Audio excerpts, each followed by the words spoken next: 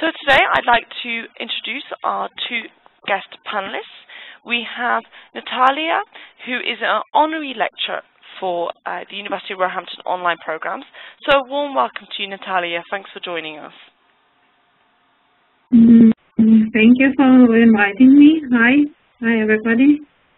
So Nataliia, can you just give us an overview of who you are and what you do for the University of Roehampton? Yeah,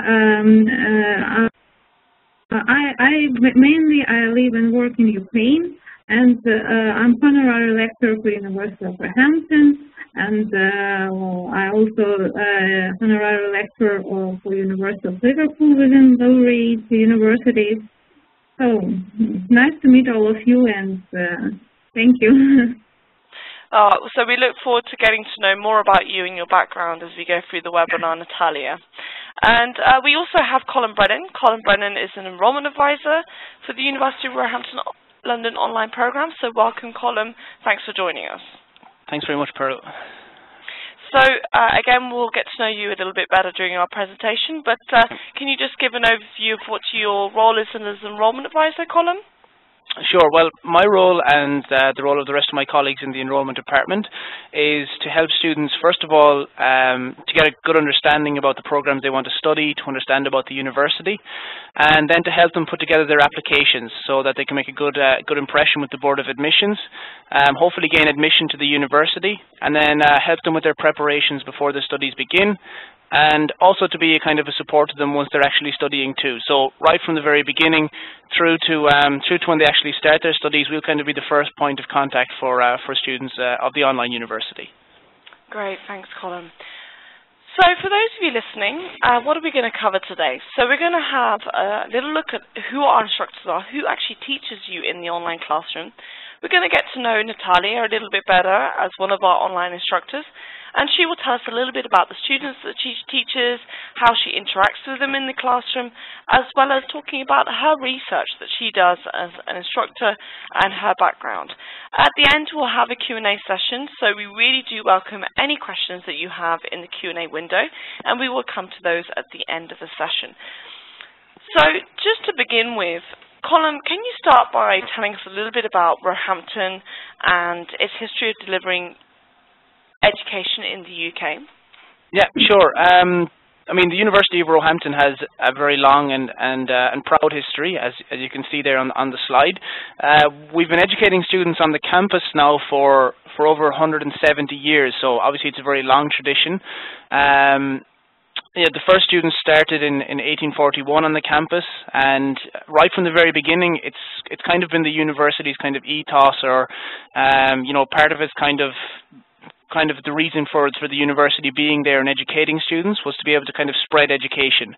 So in the beginning it was kind of focused on helping women to gain access to education at a time where maybe it wasn't as common. Nowadays the university has a very high percentage of ethnic minorities studying on the campus, so it's something that's continued even towards today.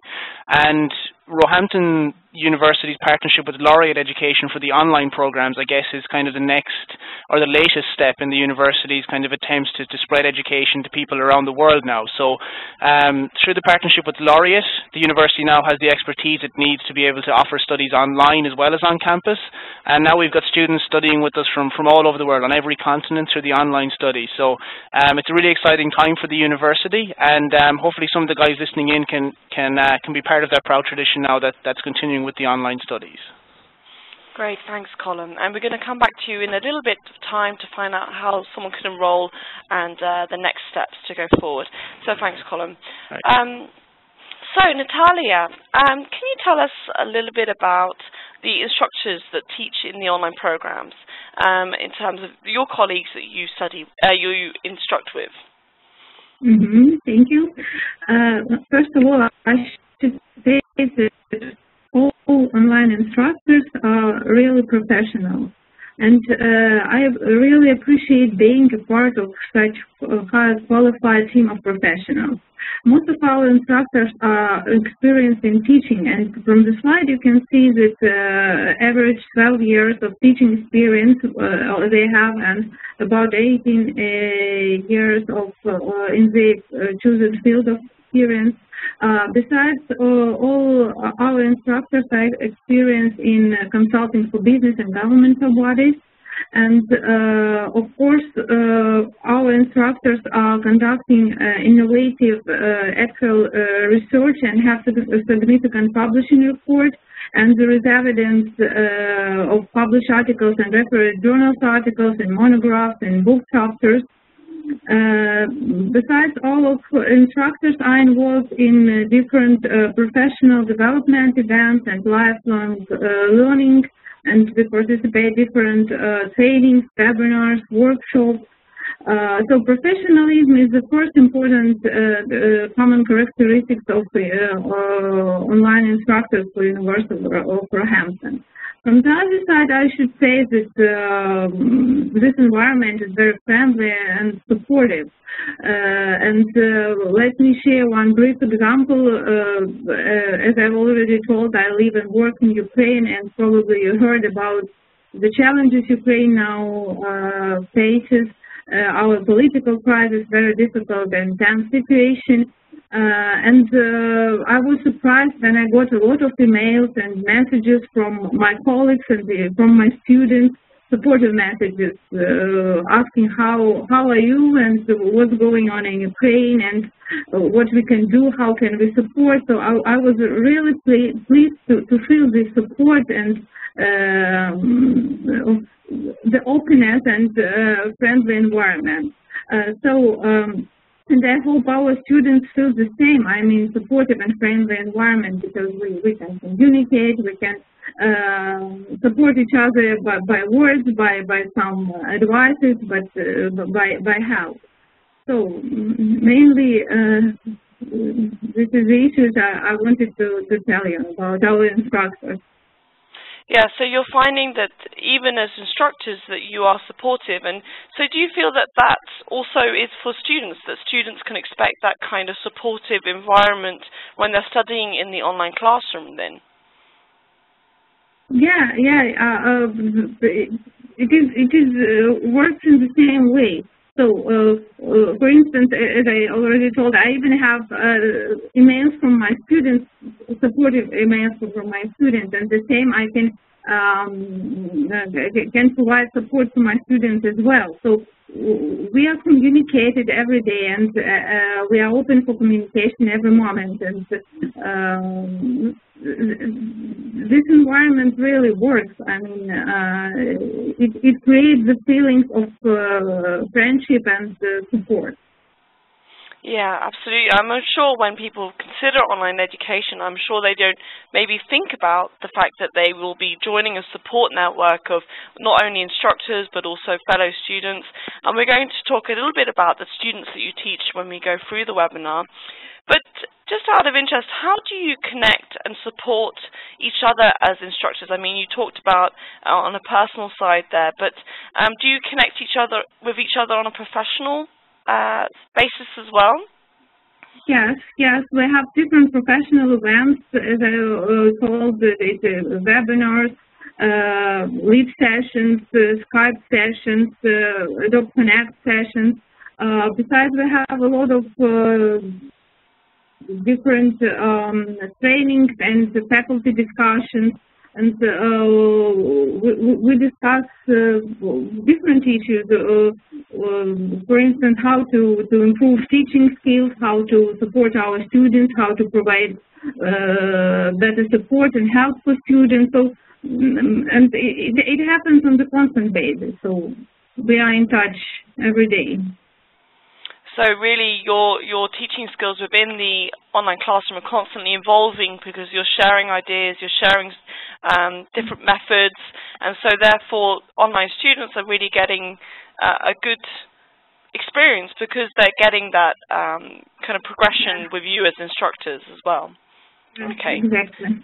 Great. And so, Nataliia, I mean, you introduced yourself briefly at the beginning there, but you have a very interesting background. And maybe it's worth telling us actually which programs you actually teach on, and which modules that you focus on. And then if you could tell us a little bit about how you've come to start teaching on the online program.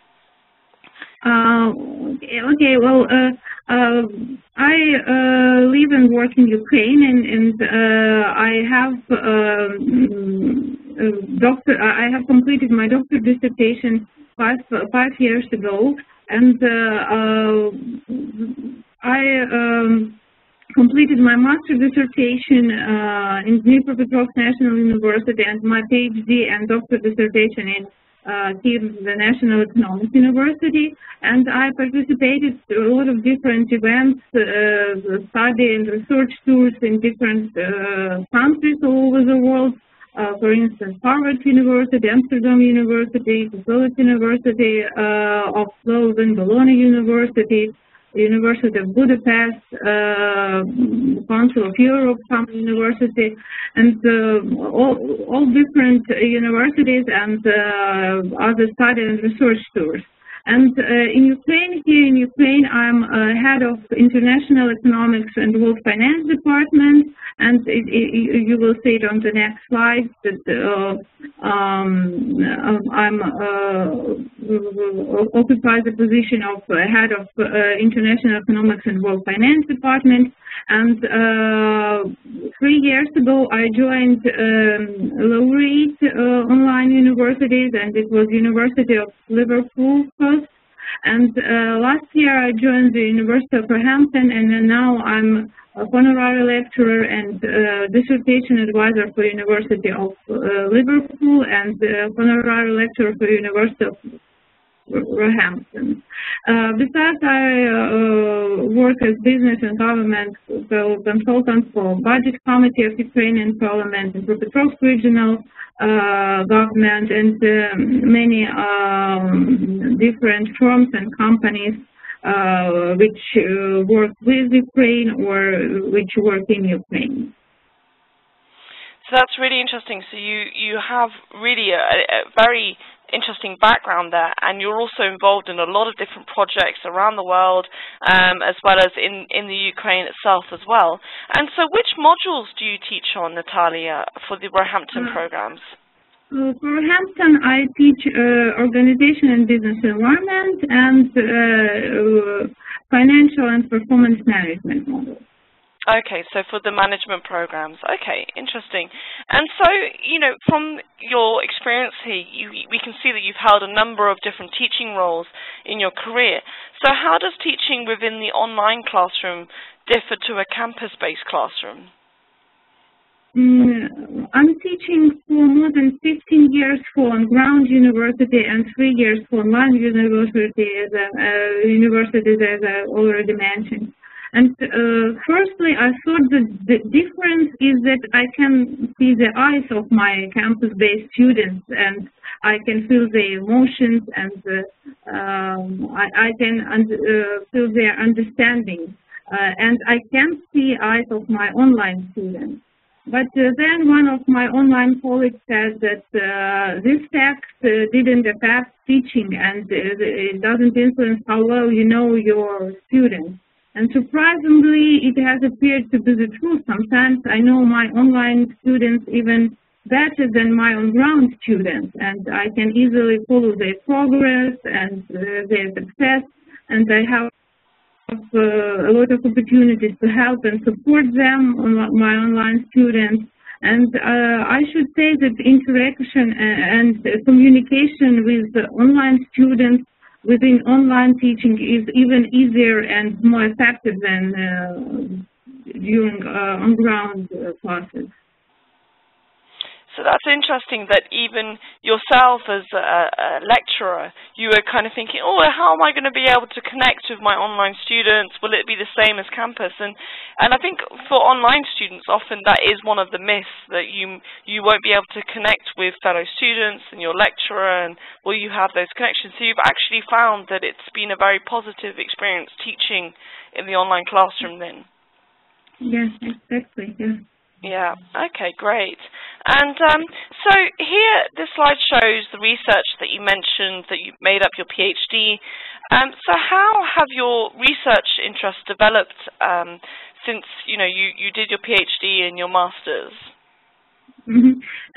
Let me share with you very briefly the Ukrainian system of education and research, because it's slightly different from the European one, because we have to complete 2 dissertations after master dissertation. For instance, to complete master dissertation, and then in order to get full professorship, we need to complete 2 dissertations. One is we call candidate dissertation, or it's equivalent to PhD, it's equal to PhD, and then doctor dissertation. So in 2000, I completed my candidate dissertation, and it was devoted to development and regulation of international leasing in Ukraine. And this research, I hold this research in Brussels, in Lead Europe, and then completed it in Ukraine and defended it in Ukraine. And then 5 years ago, in 2009, I completed my doctoral dissertation, which is devoted to global imperatives of national financial system development, with specific focus on emerging markets, and including Ukraine, of course. So it was my progress in dissertation. Okay, and so how does the research that you've done, not only just in your PhD and your master's, but other research you've done, inform the teaching that you do within the online classroom? Mm-hmm. From my point of view, it's really important to conduct research work in the same field you teach. For instance, as I already mentioned, I'm teaching organization and business environment and financial and performance management for University of Roehampton, and most of my research papers and studies relate to the models I teach.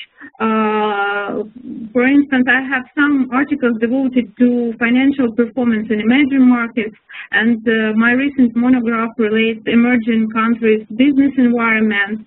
So all my papers are in correlation with the models I teach.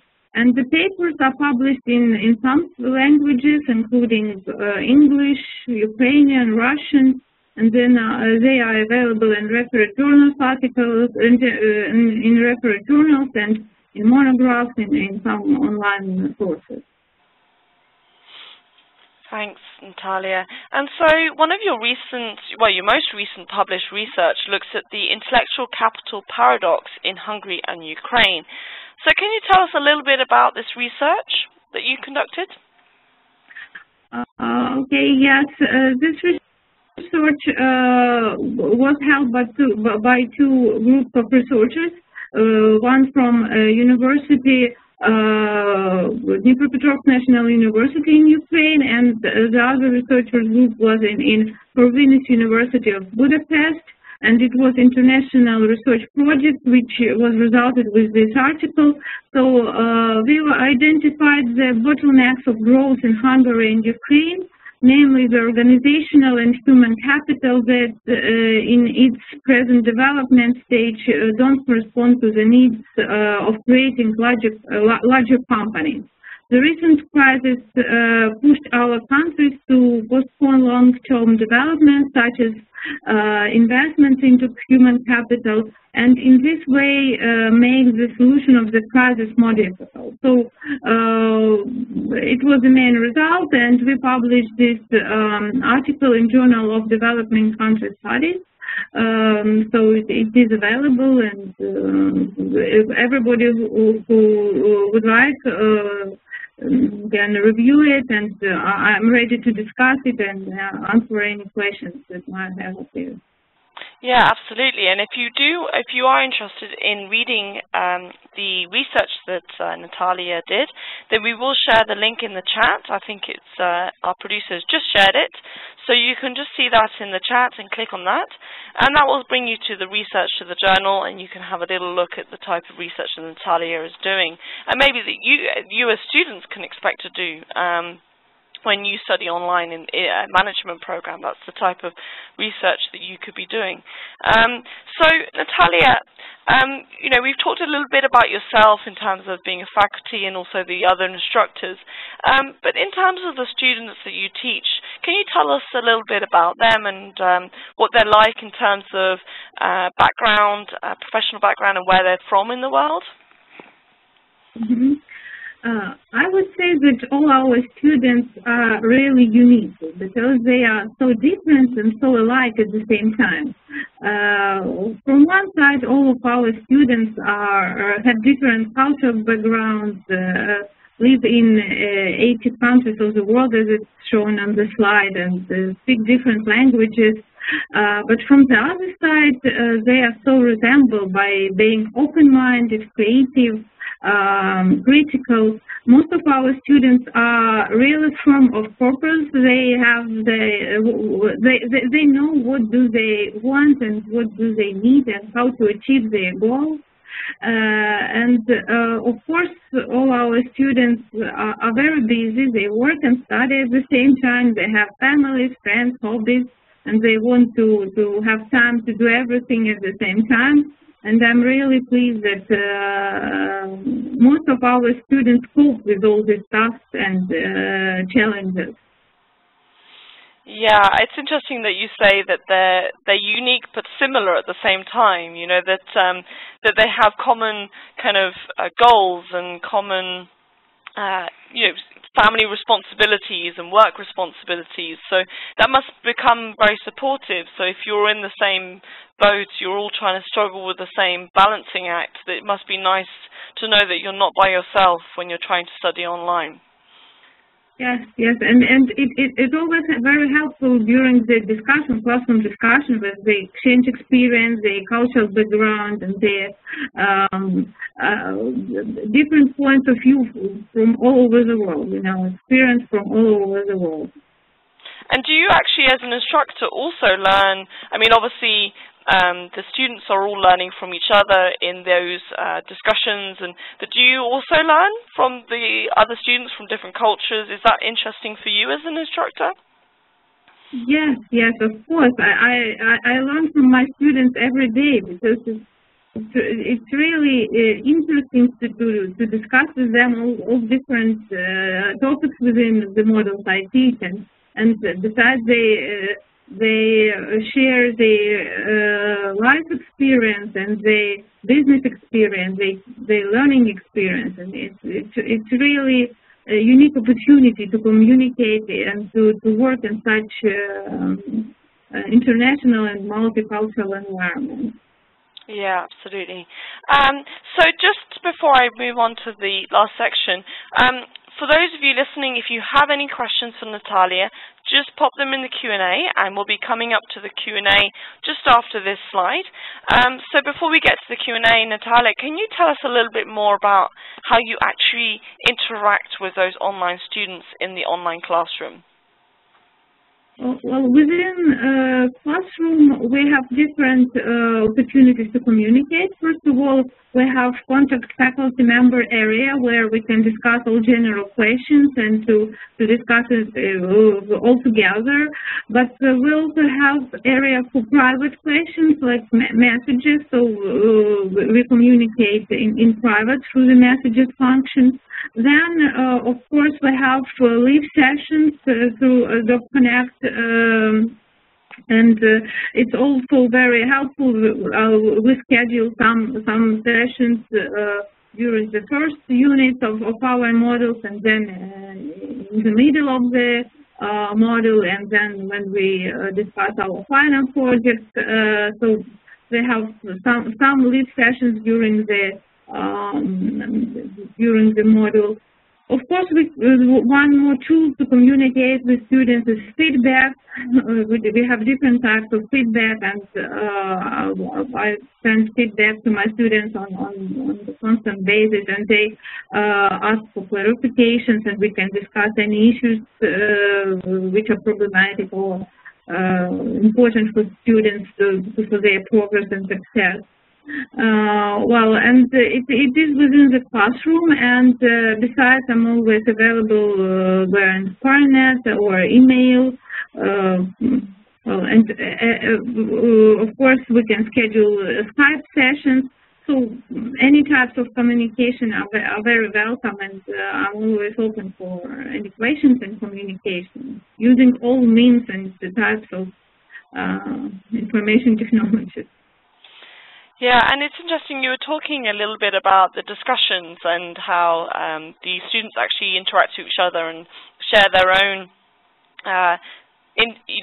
viewpoints. And so how do you actually facilitate those types of group debates within the online classroom?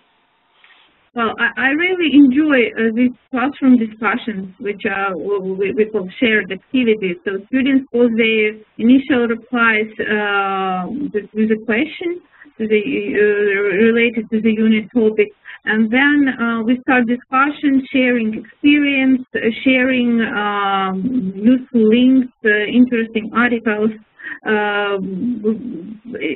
It's really interesting to hear different points of view, to compare, analyze them, critically assess them, and then we summarize our discussion by sharing learning outcomes from this unit discussion. So the online discussions are really interesting and useful for everybody. Yeah, thank you. Okay, Natalia, so thank you for taking the time to talk us through a little bit about yourself and also the instructors that you instruct with, as well as the students that you teach. It's been really interesting, and so we're now going to take some questions from the floor, and I see a few questions have already come up, but for those of you who do have a question you'd like to ask, do pop it in the Q&A and I'll make sure I come to it. So one of the first questions that came up, and you mentioned this, but maybe you can clarify, will I be able to have a one-to-one conversation with my faculty teacher if I should desire so? So can they phone you or can they have Skype with you? Are they able to have that one-to-one support from you? Yes, definitely. So just in any case, we can schedule a Skype session if student needs to communicate face-to-face and to see the instructor to ask some questions. Then, of course, in case of need, we can make phone calls, and well, Adobe Connect sessions are also very useful because we can share something and we can have chat and we can share slides. So it's no problem with it. I mean, we can schedule any time, and when the student needs it, it's easy. Okay. And another question that came in was, English is not my native language. Will I be able to pursue a master's degree with Roehampton? So do you teach people within the online classroom that don't have English as their first language? Is that something that you see people struggling with and have to support people with, or how does that work if it's not the native language? Well, actually, English is not my language too, as you probably understand. And, well, I guess we can always find the support. I mean, all online instructors are open for questions and clarification. So if something, if students challenging to understand something, we can explain more and ask additional questions, and then we can provide clarifications in more easy words, probably. And well, I'm not a native English speaker as well, so I guess we will find common language. I mean. Yeah, absolutely, and that must be, from your perspective, you understand what they're going through as a non-English native speaker yourself, and so I'm sure that helps as well. And so it's a nice question actually. How do I interact with with other students in the class? So they were asking, do they, for instance, they're from Mozambique, do they have students in Mozambique that they can connect with? So how are students able to interact with each other in class, or is there a way that they can interact outside of class as well? They can interact every minute. I mean, it's online discussions. They have chat area. They have messages function. So actually, it's constant communication. I mean, we don't have separate hours when we communicate or when we don't do that. So it's communication and interaction on the constant basis, because we have both live sessions, asynchronous discussions, shared activities, chats. We communicate constantly and interact constantly. Okay, yeah, and actually this is interesting because I was just thinking about the time differences, and a question just came in from John, which was saying, I'll be joining the MBA class on the 22nd of May. How do you conduct your examinations taking into account time differences? So that's a good question, actually. I mean, do they have to be online at certain times? And maybe also clarify how people are actually assessed within the online classroom. So, of course, time differences are considered, because we normally have asynchronous discussions, and students can pose their answers, replies, questions whenever they want, and they get replies within some hours or within 1 day or 24 hours. Besides, we schedule live sessions. Of course, sometimes it's quite challenging to schedule live sessions which are appropriate for all students from all different time zones. But we schedule some live sessions. So I mean, we schedule for different time zones the same live session, and students are able to join those which are they're comfortable with according to their time zone, I mean. So usually no problems appear in this regard. I mean, time zones are considered. Okay. Can you just clarify what you mean by the league session there?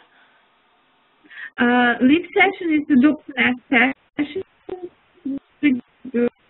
We schedule on a certain time, and students are joining these sessions, and we make presentations and then discuss the questions that might have appeared.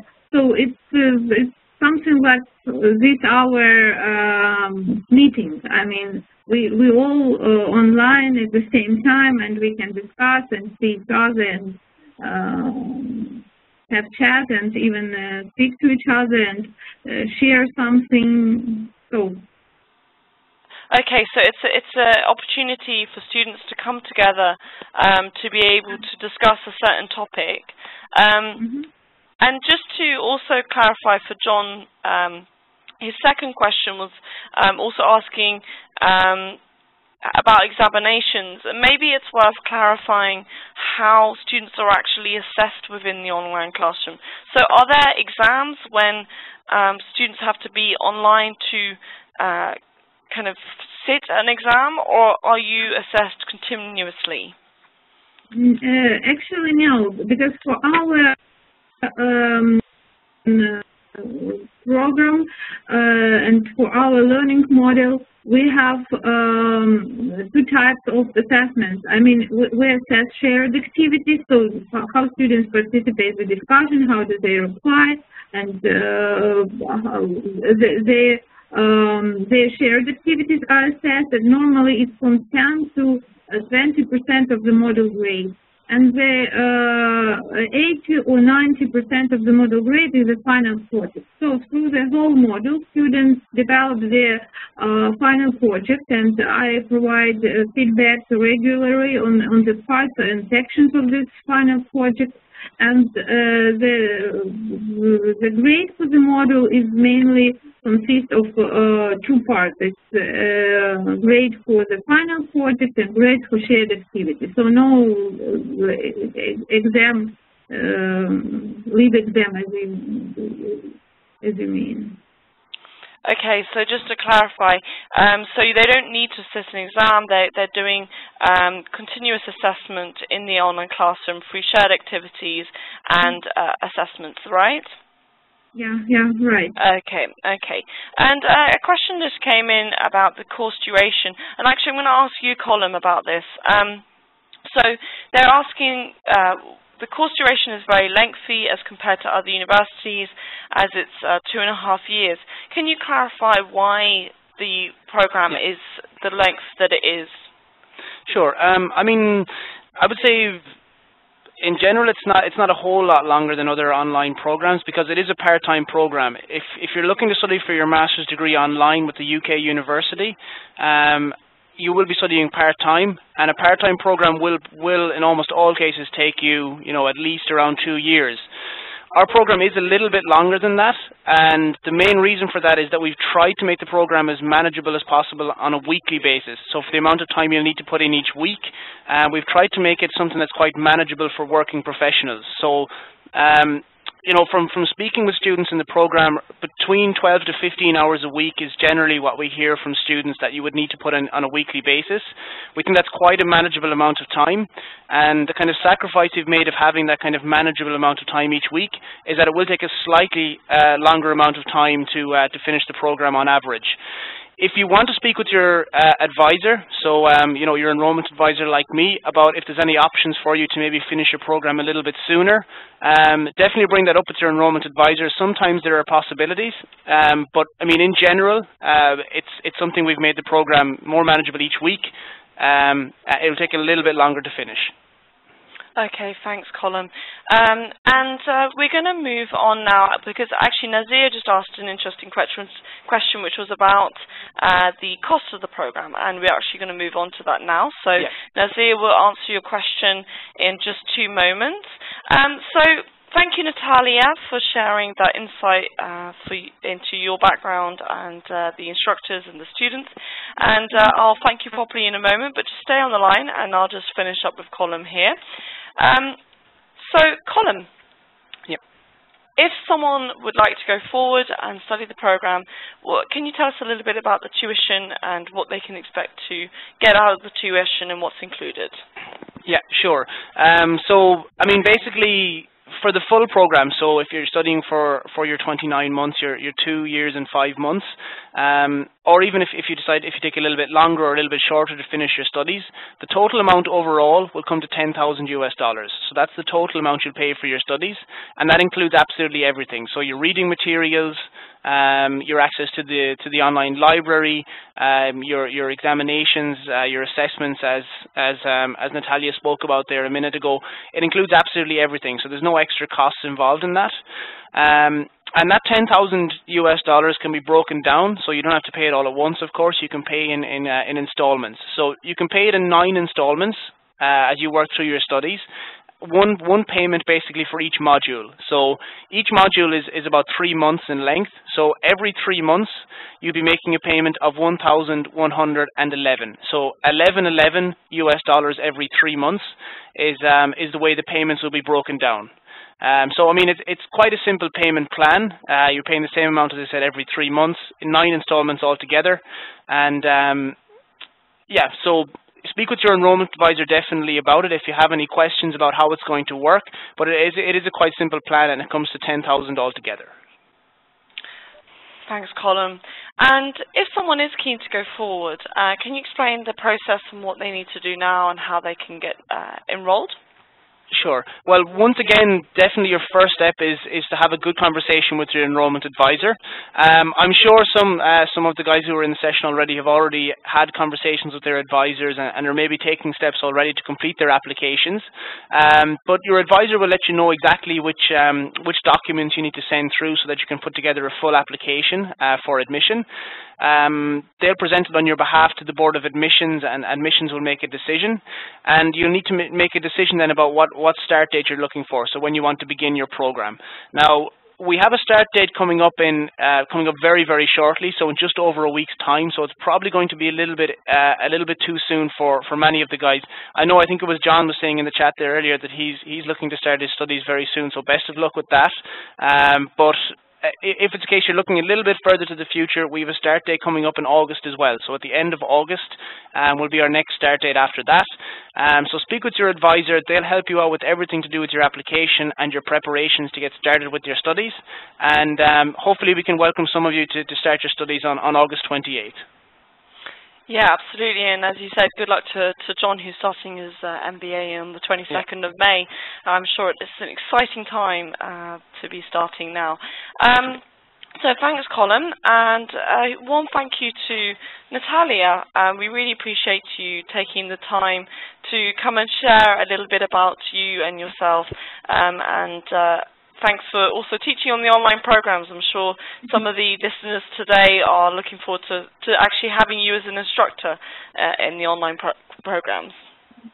Thank you, Pearl, for inviting me, and I really enjoyed this meeting, and thank you everybody for questions, because well, it's a great opportunity to share what we do, what we think, and how we communicate. And I'm open for communication and for questions. So please let me know if you need more clarification for my advice or help.